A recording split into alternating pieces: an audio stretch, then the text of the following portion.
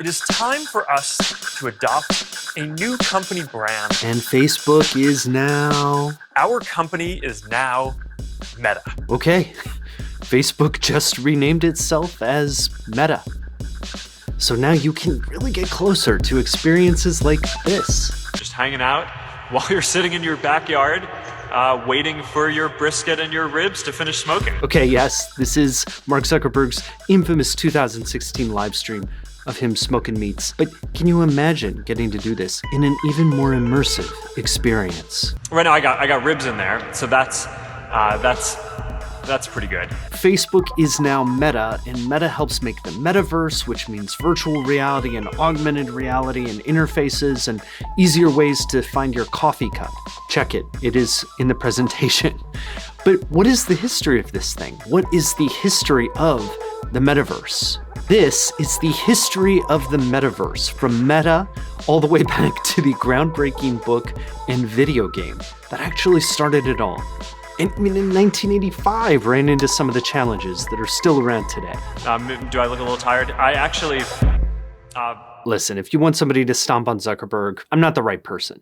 What if I told you I think the media's antipathy towards Zuckerberg is an expression of professional insecurity channeled into Luddite technophobia? But whether Mark Zuckerberg rode a hydrofoil into your heart or not, he did not invent the metaverse.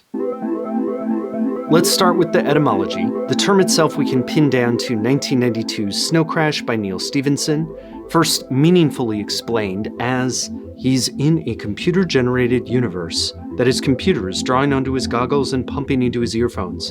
In the lingo, this imaginary place is known as the Metaverse. Hero spends a lot of time in the Metaverse. Snow Crash was super influential for that word, metaverse, but the idea itself is a bit of a cyberpunk mainstay. Cyberpunk, think noir, plus computers, plus the word hacker, used a lot of times. There are some cyberpunk movies, including Ready Player One, which has obvious metaversey connections. A whole virtual universe. In all these movies, they include lines like, "My name is Hard Drive San Jose. I'm a hacker who replaced his kidney with a megachip and my girlfriend. She's a toaster." Did I drive you away with that joke? Do you wish that you were smoking some meats? Thanks for coming and hanging out with me in my backyard while I'm keeping me company while I'm finishing smoking these meats here. Cyberpunk literary epics include William Gibson's legendary 1984 book, Neuromancer, which established a very metaversy cyberspace, in 1981's True Names by Werner Vinge, which might be the first example of cyberspace. Here's a real quote. "Ordinarily, a prudent warlock used only limited bandwidth, and so was confined to a kind of linear personal perception. If they grabbed a few hundred megahertz of comm space and a bigger share of rented processors, they could manipulate and search files in a way that would boggle Virginia, the femcop." But that book, True Names, is particularly important because it was cited as the inspiration for the first real metaverse game. Hi there, I'm Steve Arnold, talking to you live from a popular nightclub in Habitat, a fantasy world made possible by the miracle of telecommunications. Decades before the game Second Life became the popular idea of a metaverse in the early 2000s, Habitat by Lucas Games was making it happen. Habitat will connect people from all over the country into a single imaginary cartoon reality using a Commodore 64 computer, a modem, and a telephone. This was in 1985 when you had to use your Commodore 64 to dial up a network over the telephone. But it worked. People met from all over. Say, I know. You're that guy Lamborghini from Detroit, aren't you? Oh, the name's Young Turk from Poughkeepsie. Other games soon followed, but Habitat set the precedent 36 years ago before shutting down. But the most interesting and relevant part to Facebook/Meta might be what they learned. Two creators behind Habitat wrote a post-mortem on the lessons they learned from running the game. And honestly, it has some lessons that could apply to Meta even today. First, they reference all that cyberpunk stuff as inspiration, but then they get down to the lessons. A multi-user environment is central to the idea of cyberspace. That's still true. Communications bandwidth is a scarce resource. Broadband makes the metaverse possible now over the internet, but latency in AR and VR headsets is a modern analog to those connection problems. The implementation platform should be relatively unimportant.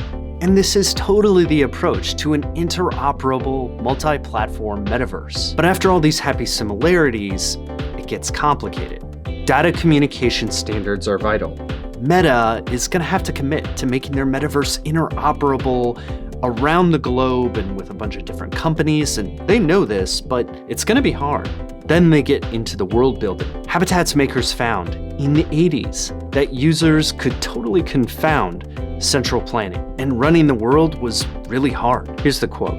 Again and again, we found that activities based on often unconscious assumptions about player behavior had completely unexpected outcomes when they were not simply outright failures. Even primitive Habitat had big debates, leading to a warning. You can't trust anyone.